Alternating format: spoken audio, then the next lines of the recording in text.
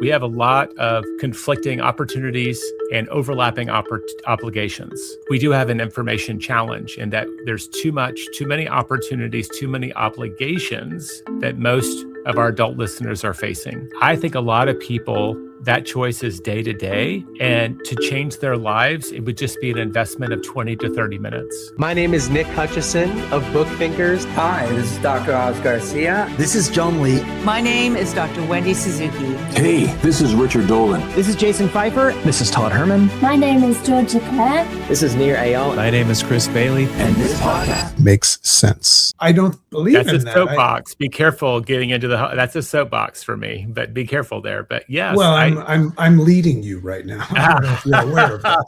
This is a complete lead on. But I mean, I want your take on this because, we forgive you for not what you do. All of these people, they're out there buying into what they've been programmed to think equates to success, to the point where being a workaholic is like something that people think that they should get a trophy for. So why is it that society still equates exhaustion with importance? I'm going to hit that twofold. You said who you are. I love your mantra. Mm-hmm. So I know, and I've talked to other people, teachers, we all can name someone who's from the outside has an amazing career or business. They're making lots of money. They built something that matters to the world, and they're also completely miserable. It's because they did the things that you have to do to be successful, but they failed to do the things that were make success right for them. And so it does start with having an inkling. You don't have to have perfect knowledge of what you do want in life. Success is getting what you want, and most people don't honestly know the answer. So what we fall for then is the illusion of productivity and success, which today is very much busyness. So if you look up, I remember reading an article in HBR, Harvard Business Review, and the guy was talking to an immigrant who had mistook the word busy for good. And when he asked him, why did you think the word busy was good? He said, well, every time I ask someone how they're doing, they say busy, right? It is, you start paying attention to that and you ask people, it's crazy how many people, when we ask them, how are you doing? The answer is some form of busy. And if you look at Renaissance paintings, one of my friends was just in the museum and I was looking at her Instagram this morning with coffee. And you look at these Renaissance paintings and everybody's a little fat and a little pale because it used to be the status symbol was how much idle time we have. Today, the status symbol is how many hours we work. You just said it. It's like a badge of honor, right? I've got the scarlet B on my chest because I am busy. Therefore, I must be productive. And it looks like productive. You're always doing stuff, but activity is not productivity. You can do a lot of stuff that adds up to nothing. Doing one thing that matters is being productive. The trap that people fall into is that busyness, right, gives the outward illusion that they're being effective and getting stuff done. But the reality is they could be running in circles and getting no closer to what will make them fulfilled or happy. And it's a real challenge. It means we have to hit pause and decide what matters and focus our attention on that. I could have a day that from the outside looked incredibly unproductive, but if I knock down my first domino, the first big task on my list to get me what I want, and that's all I did, it's a great day because I made progress towards the big goal, the thing that I actually want. So I don't know. I think we talked about this when we chatted earlier. When a coaching client sits in front of me and they talk about how busy they are, my first question is, what are they hiding from? Mm-hmm. I think that busyness is a place that outwardly successful people go to hide when they don't know the answers and they don't know what direction they should be running in. Are you familiar with Robin Sharma? Oh, yeah. So I had a really weird Robin Sharma experience in the sense that I signed up for one of these like retreats where you like check your phone in, and we went on like this island in Montana or whatever. And I had no idea who he was, and he was my roommate. Just like, he's like, yeah, I'm an author. I'm like, what have you, Monk Who Sold His Ferrari? I'm like, oh, I haven't read it. But anyway, he said something in this sense that I attribute he was the one that originated it. Rather than saying busyness in light of what you said of what you're hiding from, he said he calls it fake work. Oh, yeah. And, just the idea of, without even knowing it, staying busy so that you could pretend that you're working. I love that. Let me. The word, I remember now because Yeah. we did chat about this earlier. There's a guy named Stephen Pressfield, and he wrote a book He's that on a lot our of, show. He's coming on our show in 2 weeks. well, Oh, I'm a I huge love fan. him. Love him. If you can make an introduction, please do. But The War of Art, most people have read, like battling the resistance between what you know you need to do and what you're not doing, right? The resistance is this mystical force keeping us from our mission in life. He wrote another book called Turning Pro, and he described what Robin Sharma called fate work as shadow work. Yes. And he gave the illustration of the musician who lives the rock and roll lifestyle, but doesn't write songs or practice them. And so everybody walks around, they've got the long hair, they've got the ragged jeans, they've got the guitar, they can drink whiskey out of a bottle. They look very rock and roll, but that's all shadow work. The hard work, often done in private, is the work that makes people truly successful. So shadow work, fake work. I think one of the guys that runs Google X, he called it performative work, right? All the same thing. We're performing for others. And I think as a coach, if we're not doing the thing, right, this is a form of protection. If I'm not doing the thing that really matters, then I haven't failed yet. And if I haven't failed yet, I still have hope. And when people have doubts, they will do all of this performative work to maintain the illusion and have hope because they fear that if they really did the thing, and I think this is unspoken, maybe even unconscious, that they might fail and realize that dream is not for them. And that's not the way failure works. Everybody becomes successful through lots and lots of failure. That's how you become the things that you want to become. But I think that's maybe the subconscious thing. And in my coaching sessions, I will probe for that. And it's often true. This is such a funny angle at this whole thing. I'm enjoying this conversation because you're making my brain come up with new ideas. Yay. That's how I know I'm having a good conversation. The idea of finding the one thing, like someone could be very, very, frustrated about that. What's the one thing? I got to read Jay's book again. Part of figuring out the one thing is finding out the things that are not the one thing. And Yes. Like you said, struggling. So let me throw this at you. Do you think that, you can't get away with, and now we're hearing about agentic AI. It's like, everybody now is panicking like, oh crap, I'm gonna have to learn all this stuff. It's moving so fast. And 10 years from now, it's going to be moving 100 times faster. So do you think that technology is responsible? Because we got to blame somebody here, Jay. When there's something wrong with my car, I want to blame the manufacturer. If something wrong with me, I'm going to blame my parents. So do you think that technology has amplified distraction, or is it actually exposing how untrained our attention is? I don't know that I know the answer, but it's a great question. I can tell you factually that people have been complaining about overwhelm before there were automobiles and electric light. And technology might still be the answer, right? There's a time before the printing press was widely used and a household might have 3 books, and then suddenly there are libraries and, oh my gosh, how do I choose? It definitely has accelerated the number of options. And like I said, the amount of data, whether it be just the experiential data of walking through the world, like you can get overwhelmed in the woods if there's a million birds singing and it's just all like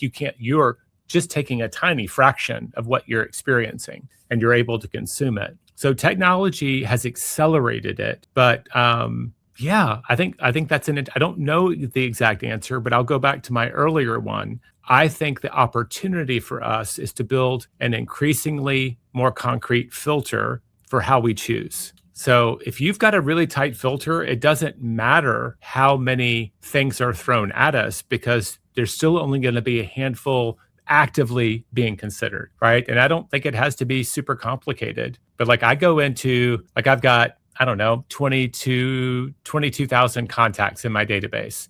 I start searching. If I search for Brown, there's going to be 50 Browns in there. But if I search for Alexi, there might be 2, right? So the quality of the filter is how we narrow the choice. And it comes back to like, what is it do you think that you actually want? AI and the acceleration that we're going through, people have gone through it before. And what most people, there's a saying, I can't remember who said it, so I apologize to someone who's probably dead. People always overestimate the near-term impact of technological change and underestimate the long-term. So I think everybody right now is in that early phase and saying it's going to be so big, it's going to be overwhelming. And that is probably going to be true, but a lot later than they think. And every technological change that we've seen in the past has also created brand new opportunities. What it means is we have to be adaptive. If you choose to stop learning and growing, you will get left behind. But if you're committed to exploring what the new opportunities are, man, there's so much to be had. My wife taught me this. Until they had like the mechanical grass cutter, right? A tractor pulling it behind it. We didn't have the ability to have a lot of the sports that we have today. So like a weird series of inventions made a baseball field possible because now you can have short grass and you can actually hit a grounder and it doesn't get hung up and lost in the grass. So we don't know yet what the downstream opportunities of AI will be, but we don't also need to go straight to everybody's going to be on universal income because nobody will have anything to do. I just think there will be new things to do. And people also may appreciate the artisan handmade things in a new way if you choose to go that path. So like I have to have this conversation with my adult children. I've got a 21-year-old and a 20-year-old. They're about to head out into the workforce. So we have this conversation. Don't overemphasize what might happen. Stay focused on what you can control, and whatever you decide to do, try to be your best at it. And there will probably be opportunity there if you're willing to grow and adapt. It's so fascinating. You know, I have a 22-year-old, a 21-year-old, and a 16-year-old. And, you know, so this is an important topic for me because, you know, I'm at this age where, I mean, it's like, it's not that I don't care about myself. I just care more about them and their future. It appears that this idea of helping somebody and guiding somebody to determine what matters most is becoming more and more difficult because it appears that people are feeling compelled to keep up with and get engaged and take interest in things that they're not actually interested in. You know, there's this interesting thing where human beings are having to keep up with stuff so that they're not left behind. What I like to talk about, and this is the next book I'm writing, is I'm talking about the topic of how careless we are with what we care about.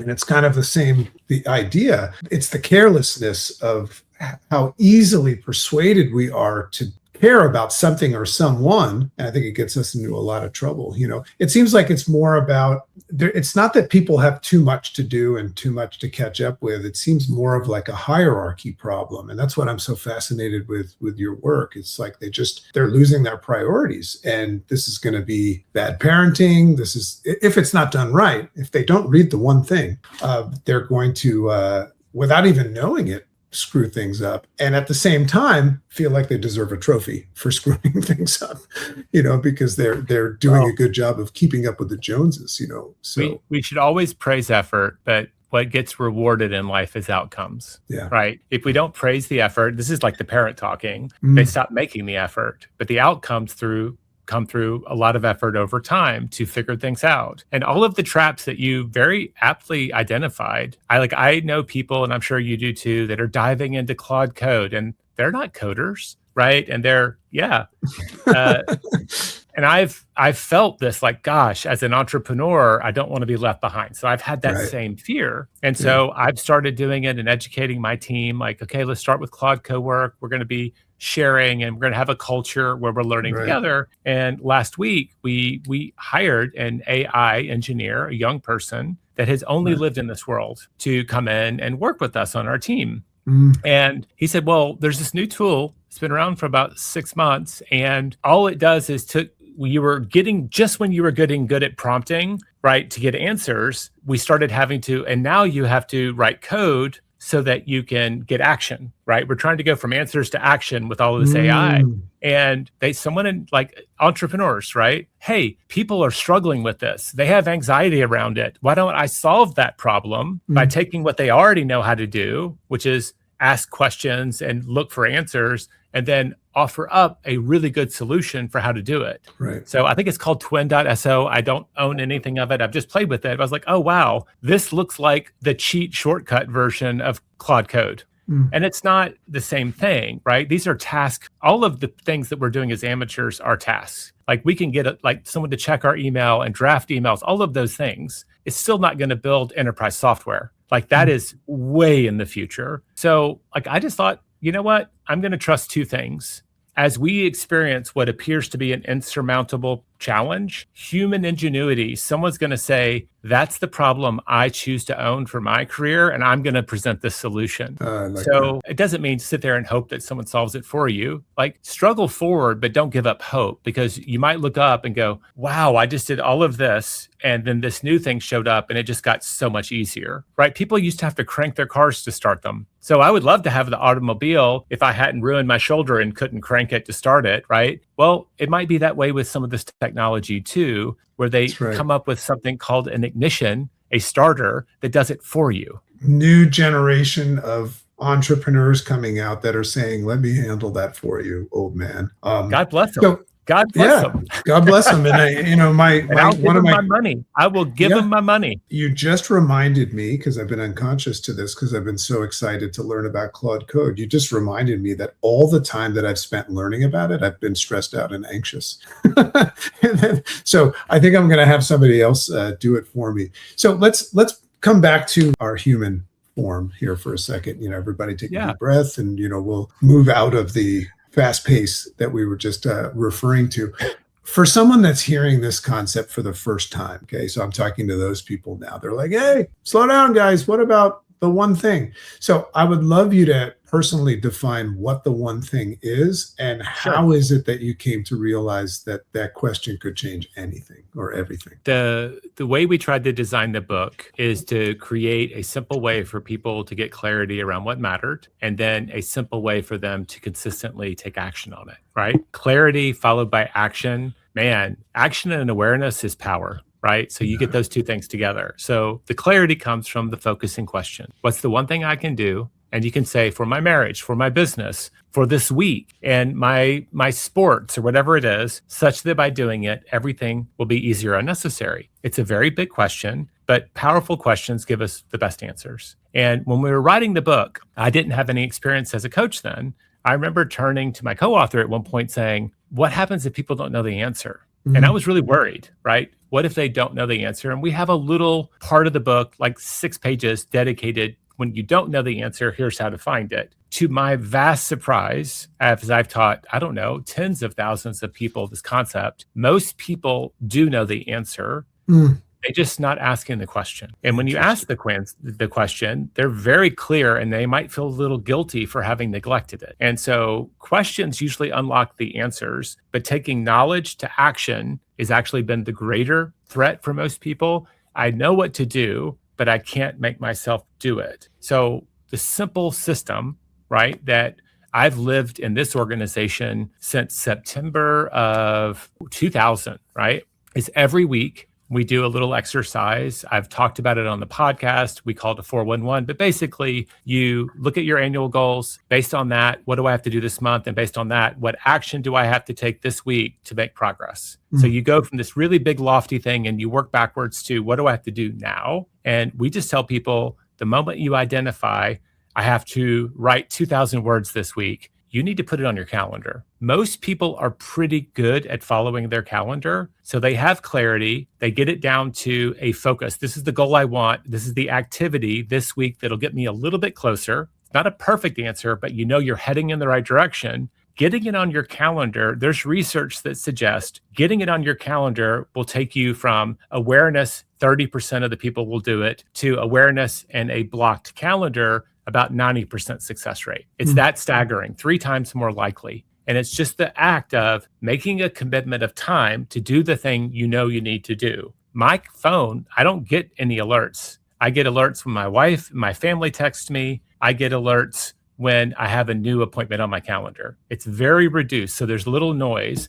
My phone will beep or whatever, and I know in 15 minutes I have to transition. So technology is already our helper and helping us transition to that thing. There's still barriers there, but I've found if I can help people get clarity about where they're going, the big goal, if I can help them reduce it to the action they need to take in this time frame, a week usually, or today, we call that the first domino, like the first domino we knock over to start the progress. Usually, if I can get it on my calendar, most of them are going to experience a period of success just doing that activity. So fascinating. I was going to ask you if you think that everybody knows what the one thing is, but They just, struggle to execute on it. And I'm so happy that you mentioned that.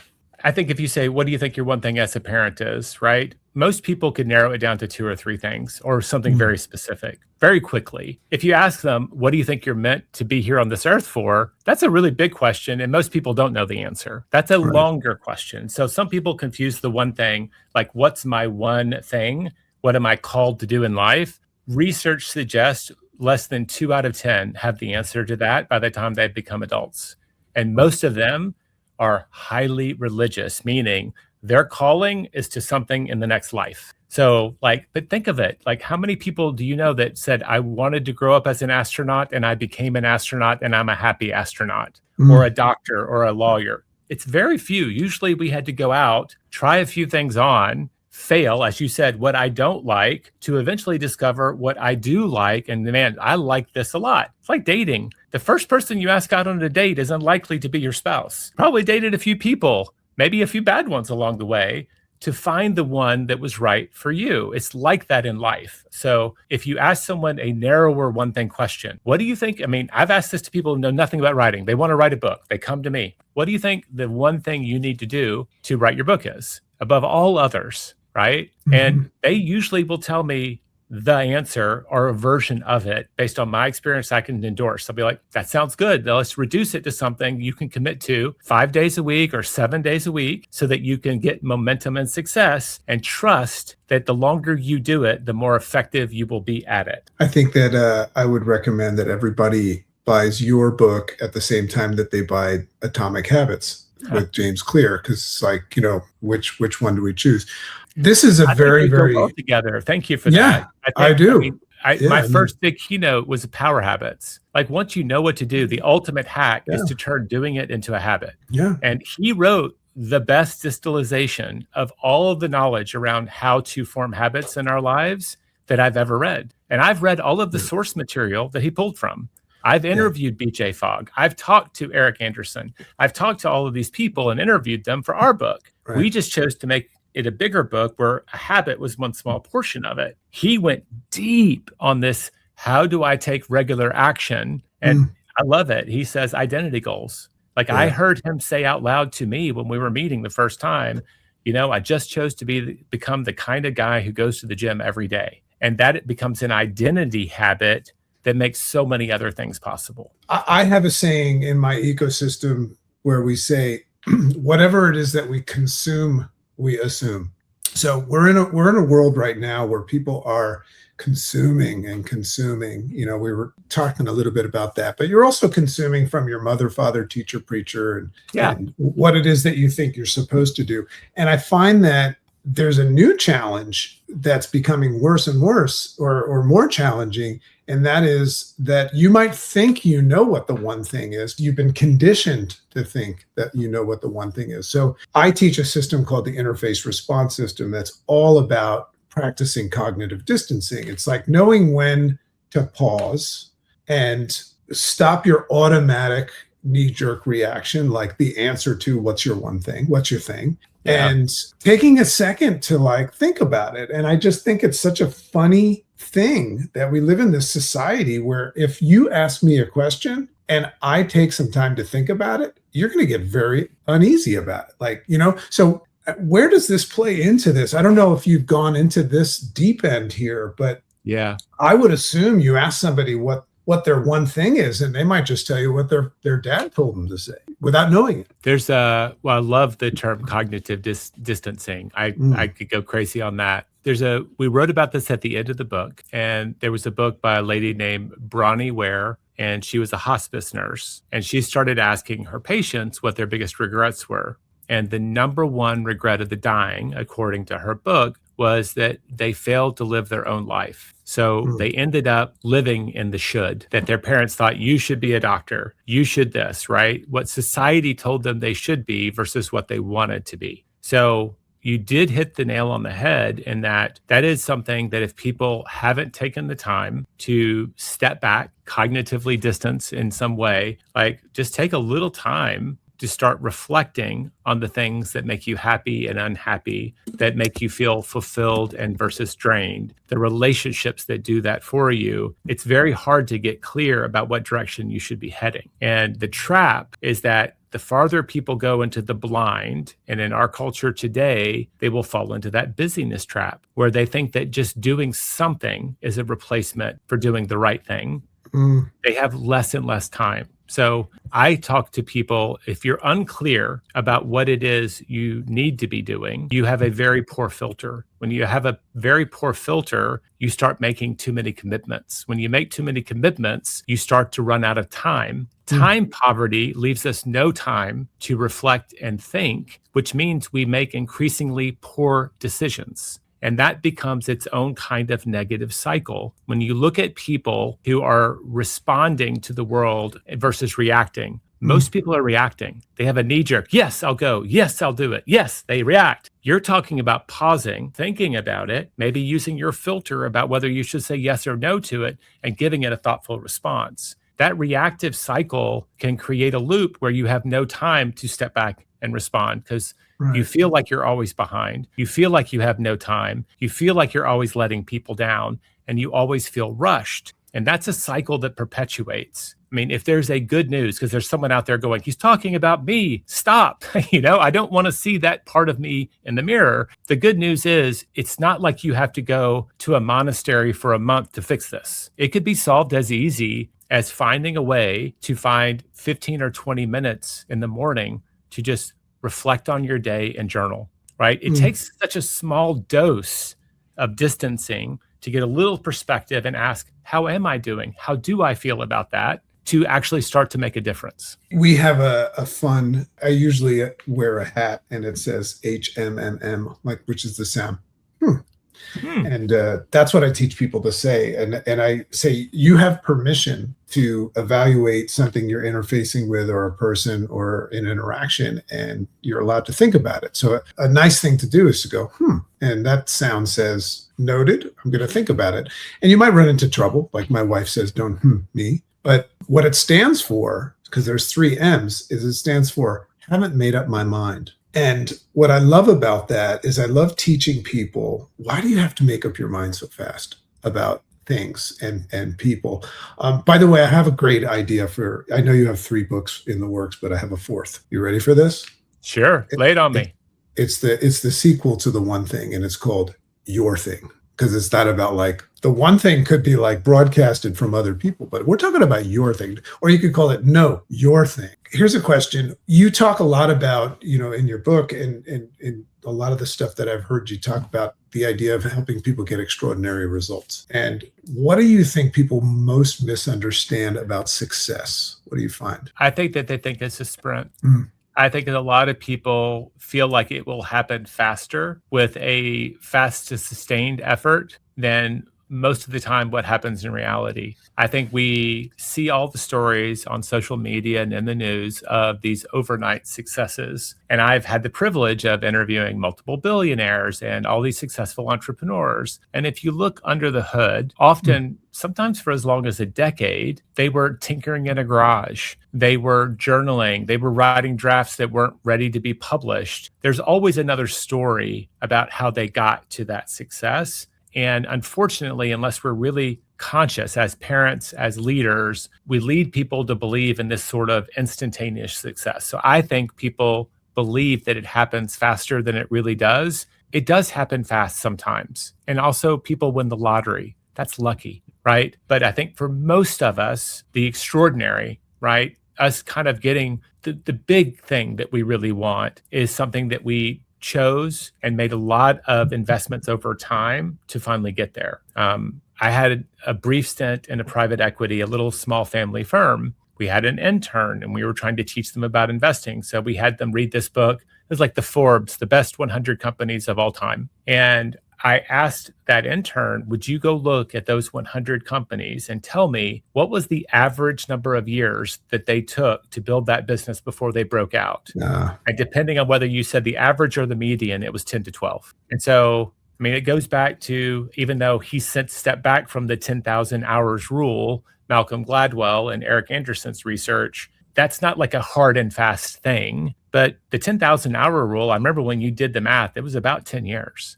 And so if you wanted to become a master, you wanted to become great at something, we all wish for the silver bullet. But I think that actually works against us. I think trusting that the small investments we make on a daily basis, if I want to write the great American novel, I need to sit down and I need to write for 20 or 30 minutes every day. There's so many stories of people who had to get up before their kids were awake to just write 2 pages of their novel or their book. That's where they started their business on the weekends and the evenings because they had to keep a job. Those small investments added up over time to become the big thing. So I think don't walk into it believing that it's going to happen fast and without sustained effort. I don't think that serves us. If we go in saying, hey, this is going to be a big investment, that at one puts a filter of, do I really want this? Because if I'm going to have to work for 5, 6, 7, 8, 10 years, I'd better really want it. And I'll have to do something on a regular basis for that period of time. And it could happen faster. And if it does, God bless us. But I would rather my kids have that expectation and be happily surprised than the other expectation and be disappointed. Wow. This is a great conversation. I want to ask you just about your own personal practice. I would assume you have one.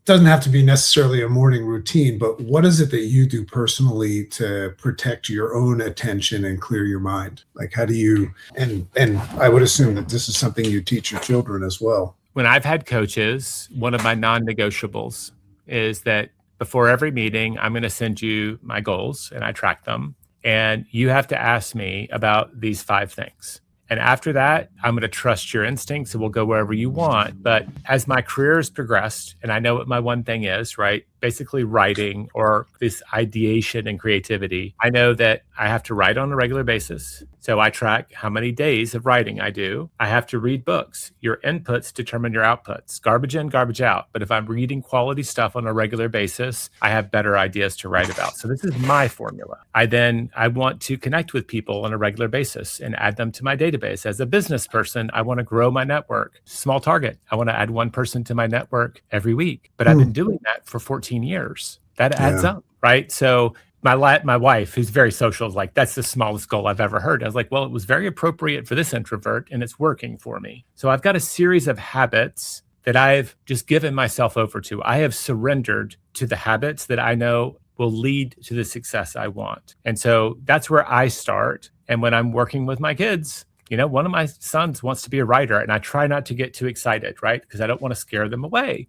But that's what we talk about, right? And when he's open to listening, that's what I'm going to tell him. Like, he wants to be a fiction writer. I was like, even if you're writing fantasy or sci-fi, you should take some time to read the greats and learn from them. And whatever you're writing, just make that a habit that you show up and capture your thoughts and ideas. And if you just did those 2 things on some long timeline, you have a really good shot at getting where you want. And I know there's a million other things that you have to learn to become successful or whatever, but those are the foundations. And when we skip them, we're unlikely to succeed. That's some great advice that most people will say, yes, and then do nothing about. Action is always the biggest challenge. So for that person that I've just exposed, that's the thing about podcasts and YouTube videos. Nobody can see you guys listening and watching. So, but we know you're there. We know you're there.